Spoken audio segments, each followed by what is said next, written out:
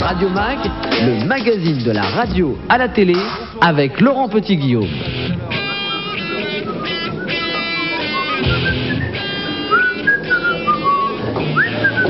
Ben, c'est à cette heure-là que t'arrives. Bon, eh ben on va y aller quand même. Salut, c'est Radio Mag, le magazine de la radio à la télé, comme chaque semaine sur MCM, avec aujourd'hui au sommaire un invité tout à fait exceptionnel. Ça fait 30 ans qu'il est à RTL.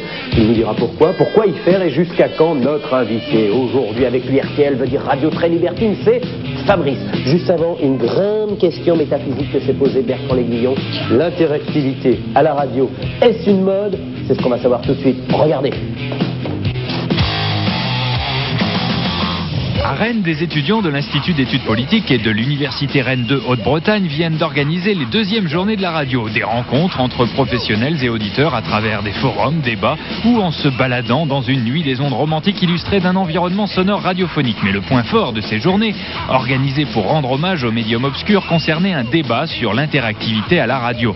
Sujet qui fait toujours couler beaucoup d'encre. Il s'agissait donc ici de parler des gens qui font parler d'autres gens qui appellent la radio pour parler. On en parle encore. On attend de ce débat que les masques tombent un peu, parce qu'on en a un petit peu marre d'entendre parler de ces polémiques à tout va, sur Fun, sur Skyrock, et on voudrait véritablement rencontrer ces personnes-là qui nous disent véritablement ce qu'ils pensent, à savoir sur l'interactivité, s'ils sont réellement là pour faire que de l'audience, ou il y a véritablement un principe de radio citoyenne derrière tout ça. Ça permet, disons, à l'animateur d'avoir des questions pour les gens invités qui sont plus proches de la réalité, qui vraiment donnent des réponses, qui permettent aux auditeurs de se faire un avis. Oui, c'est nouveau parce qu'avant, à part certains jeux, il n'y avait pas grand-chose. Et le fait que maintenant, il y ait des émissions uniquement consacrées aux auditeurs, avec uniquement leur témoignage, leur participation, je crois que oui, c'est nouveau. C'est depuis 2-3 ans, pas plus. Oui, donc ça doit répondre à une demande, c'est certain.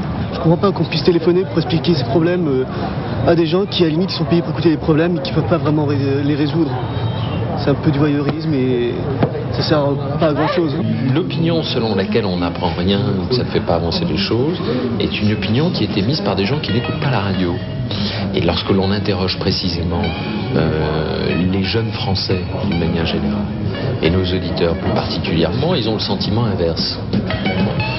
Donc pour moi, on n'a pas une vocation essentiellement didactique, on n'est pas une radio de service public. On est d'abord et avant tout là pour divertir, pour que les gens se prennent pas la tête. Non, moi j'ai appelé pour une nénette. Elle m'a lâché, j'ai pas compris. Alors j'ai voulu demander du secours à la radio, mais bon, apparemment ils m'ont dirigé sur une mauvaise voie. Ça n'a pas fait revenir, mais c'est pas grave.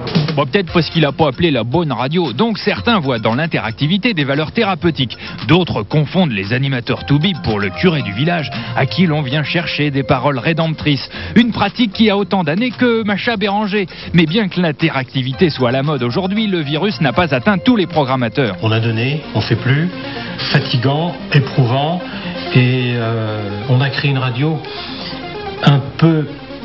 pas pour être différent des autres, mais on est un peu différent.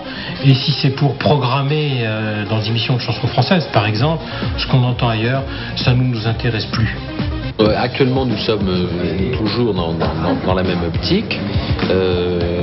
La radio fonctionne très bien avec ce système. Le jour où nos auditeurs nous diront qu'ils en ont assez, eh bien, on modifiera. Mais je crois qu'un équilibre entre la musique d'une part et le dialogue d'autre part est quelque chose finalement de naturel sur une radio. De même que nous, adultes, allons quelquefois chercher chez un psychologue, nous avons cette facilité, chez un psychiatre, l'aide dont nous avons besoin. Ma fille va chercher à Love in Fun les réponses dont elle a besoin. C'est pas du tout des émissions homogènes, il y a une différence d'émissions. Certaines donnent la parole dans un temps très court, d'autres émissions au contraire font un travail d'écoute très très long. Donc il y a une diversité d'émissions. Par contre, ce qui peut être intéressant, le point commun à toutes ces émissions, c'est pour une grande partie des citoyens d'une certaine manière, c'est le besoin de s'exprimer, de parler. Fun Radio revendique jusqu'à 1 demi-million d'appels par jour depuis qu'elle a installé un numéro vert. Une fièvre d'appels qui laisse néanmoins serein d'autres animateurs patentés par la mode. C'est le meilleur moyen de ne pas se démoder. Pourquoi vouloir faire ce que les autres font si bien? Moi je sais pas, je vois un numéro de cirque, j'ai pas envie de faire le trapéziste. Au revoir. Fabrice et RTL, c'est tous les jours depuis. Oh là là. Mais mieux pas en parler. Parce que... On t'est rentré quand à RTL et pourquoi faire? Eh bien, pourquoi faire, ça c'est la question que je me pose encore. Mais ça fait cette année 30 ans. 30 ans Oui, déjà. monsieur, 30 ans. Je veux dire, vous avez devant vous un monument historique. Êtes prié de le respecter. Ça a passé vite. Oui, ça a passé un peu vite. Oui, il y a quelques traces, c'est pas la peine de faire des gros plans. Il y a des traces du ravalement est nécessaire. Mais bon, c'est vrai, ça fait 30 ans cette année. Bonjour à tous et bonjour à toutes et merci à tous les courageux qui ont bravé les périodes de grève pour venir nous rejoindre.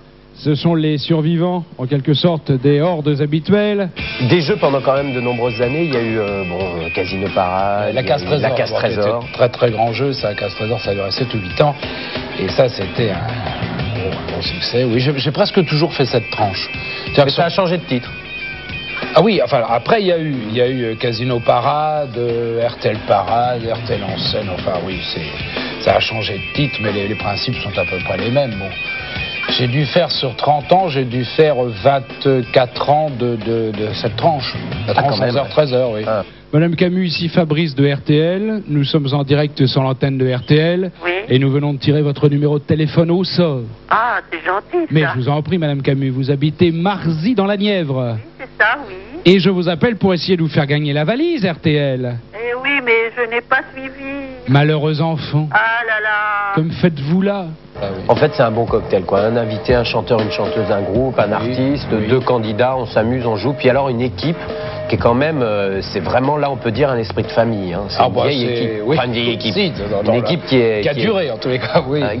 C'est qui alors cette équipe? Il y a qui dans cette équipe? Alors, dans cette équipe, elle fonctionne avec, comme toutes les équipes, avec un réalisateur de l'émission qui a été avant animateur avec moi. C'est Jean-Luc Gagé, bon, vieux camarade de combat. Maintenant, j'ai Fifi comme acolyte qui est... Souffre-douleur, moi je dirais plutôt. Oh non, je l'adore, bon, il est trop mignon. Non, c'est un garçon charmant, pas du tout. Vous allez nous infliger cet organe pendant toute la matinée? Ben, vous prendrez l'organe que vous voulez. Hein. Non, moi je resterai extrêmement... Non, je ne vais pas... je vais faire un effort, vous savez, ça va aller mieux, regardez comme ça. C'est à la fois mélodieux, joli et agréable. Il faut savoir bien vivre et profiter de la vie pour faire une émission comme RTL en scène. Indispensable. Il faut être épicurien jusqu'au bout des ongles, il faut vivre intensément. D'ailleurs, c'est la seule émission où on vit vraiment intensément. Ouais. Bonne partie des artistes qui viennent ici viennent pour boire et pour se... Ah, faut le dire ça quand même, c'est vrai. Ah oui. Et pour se nourrir aussi. Ah oui, parce qu'on a des candidats qui sont absolument charmants, puis ils ont pris le pli depuis, et ils viennent toujours avec des victoires et des nourritures terrestres. Alors nous avons droit à toutes sortes de choses, y compris à des bons vins de toute la France. Bon, mais vous avez une bouteille de... Oui, c'est plus clair que ça aujourd'hui. Bouteille de... Une bouteille de Sauterne. Ah, du Sauterne, bonne idée. Une bouteille... De Margot. C'est pour moi. Ah non, le Margot confisqué. Ça, vous plaisantez? Non, c'est bon pour la voix. C'est pour qui le vin? C'est pour vous. Pour l'équipe. Ça va vous faire du bien. Bon, alors j'accepte exceptionnellement de le partager, mais c'est vraiment pour vous faire plaisir. L'audimat ne t'a jamais détrôné quand même? Non. Non. Tu t'en occupes quand même? C'est quelque chose que tu regardes régulièrement? Non. Non plus? Non plus. Entièrement confiance, confort? Oui, je ne suis pas malade de l'audimat, ni un angoissé. Bon, je suis comme tous les autres. Il est certain que si demain plus personne ne m'écoute, on va me renvoyer chez moi. Mais je ne suis pas un malade obsédé de l'audimat. Je pense qu'il vaut mieux accueillir tout de suite l'invité de l'émission. Voici Philippe Laville, faites-en entrer.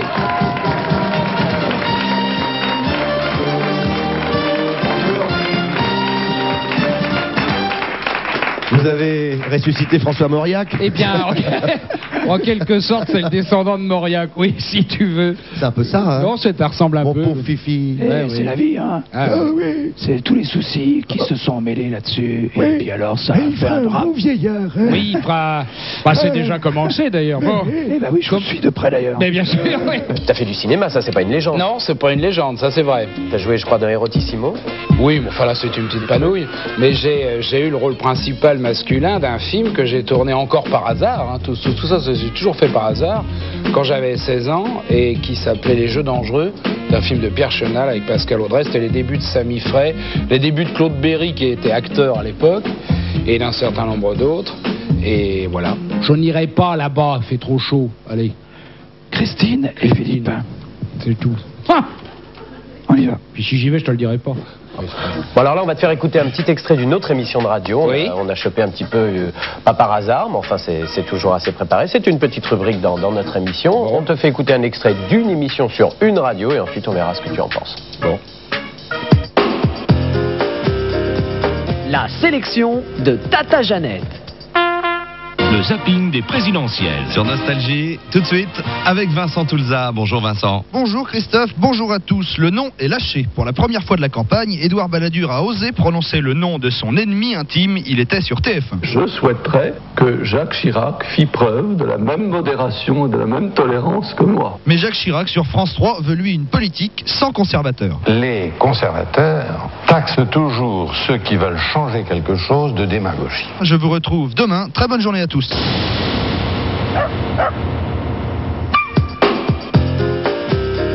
Tata Jeannette revient la semaine prochaine dans Radio Mag. Nostalgie, une émission à zapping politique sur Nostalgie. Tu connais cette radio? Oui. Tu peux, oui. Oui. Tu connais la politique? Oui. Ouais. Ça Oui. t'intéresse? Ça m'a beaucoup intéressé, ça m'intéresse beaucoup moins. Ça a même une certaine tendance à m'ennuyer maintenant. Oui, ça te fait pas rire. Oui, non, ça... Oh, les détournements me font rire, oui. Ah bah c'était oui. ça, c'était le propos. Le système des détournements, ça me fait rire, oui. Je trouve que finalement, je commencerai à prendre un homme politique au sérieux le jour où il terminera son discours par poil au nez. Nous allons jouer au tabou. Alors là, au tabou. Je t'explique. Vous jouez tous les trois, le plus rapide marque le point à chaque fois. Je dois vous faire reconnaître des mots et une liste de mots m'est interdite. Je suis donc obligé de biaiser pour vous faire comprendre de quoi il s'agit. Bah, merci beaucoup Fabrice. Alors dis donc, t'es là depuis 30 ans, tu restes... Bon, encore une trentaine d'années. Encore une trentaine d'années, hein. Mort aux jeunes, encore une trentaine d'années. Ils ne prendront pas nos places. Tu resteras toujours... Tant que tu t'amuses, tu restes à RTL. Absolument, et à RTL, je m'amuse toujours. Tu fais allusion à quoi, mes cassettes porno, c'est ça? Non. Si c'est ça que tu veux dire. Oui. Parce que je suis peut-être le seul à regarder des cassettes pornographiques. Et en plus, moi, je les achète pas. Je les copie. Ça n'a rien à voir. Et je les vole. Tu les voles. Non, je les vole pas. Mais on vous en file beaucoup de toute façon, non? Comment? Non, je veux dire... Je veux dire... Bon, alors donc on rappelle les horaires de RTL en scène. Maintenant, faut pas oublier le titre quand même. 11h, 13h. 11h, 13h tous les jours, en compagnie d'artistes différents chaque jour. Et de temps en temps, des petits voyages dans les villes de province. Le mercredi. D'accord, oui. Et ben longue route, et puis rendez-vous dans 30 ans. Merci à toi. Salut Fabrice. Au revoir.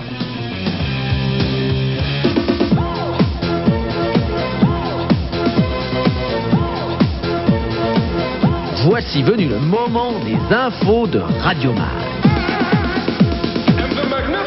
L'émission Musique du Monde sur RFI a enquêté à Moscou, dans les clubs, les caves, les endroits où le rock moscovite s'exprime aujourd'hui. Un bon goût de vodka derrière les micros de RFI et puis surtout un bon gros son, celui des guitares slaves. Alors amateurs de rock non édulcoré, rendez-vous sur RFI le samedi 15 avril à partir de 15h. La seule émission de radio qui n'a lieu qu'au moment de la pleine lune est de retour le samedi 15 avril. En effet, entre minuit et 2h du matin sur Europe 2, Catherine Lara recevra Jean-Hugues Anglade, Pierre Arditi, Alliance Ethnique et d'autres invités dans son émission Pleine Lune. Ce sera également une nouvelle occasion pour la station de parrainer la naissance d'un enfant célébré par la Lune, et c'est bien sûr en direct d'une maternité sur Europe 2. Depuis quelques jours, la petite sœur de RTL, RTL2, a une nouvelle voix pour réveiller ses auditeurs. Une voix qu'on connaît bien et qu'on aime bien, puisque c'est celle de notre ami et néanmoins collègue Miguel de Rennes, animateur sur MCM. Il devra apprendre à se coucher tôt et ne plus regarder le film à la télévision le soir, puisqu'il devra être frais comme un gardon dès 6h du matin sur RTL2, et ce, tous les jours. Miguel reste luxembourgeois puisqu'il quitte Fun Radio pour rejoindre une autre filiale de la compagnie luxembourgeoise de télédiffusion. Un ancien de RFM, Gilles Marino, rejoint également RTL2 pour animer les soirées. Europe 1 va tenter de concurrencer l'AFP Audio qui offre aujourd'hui aux radios locales indépendantes un service d'information. Ce service, baptisé B+, sera constitué des correspondants locaux de la rédaction d'Europe 1 et d'Europe 2. Chaque semaine sur le 3615 MCM, retrouvez toutes les infos de Radio Mag. MCM, la télé qui aime la radio. Radio Mag, le magazine de la radio à la télé. Fin de ce numéro de Radio Mag, on se retrouve la semaine prochaine, alors ne bougez pas votre aiguille d'un pouce, c'est sur MCM et ça s'appelle Radio Mag, le magazine de la radio à la télé. La semaine prochaine, notre invité, un animateur du week-end sur Skyrock, le bien nommé Alexandre Vic. Écoute, c'est pas grave.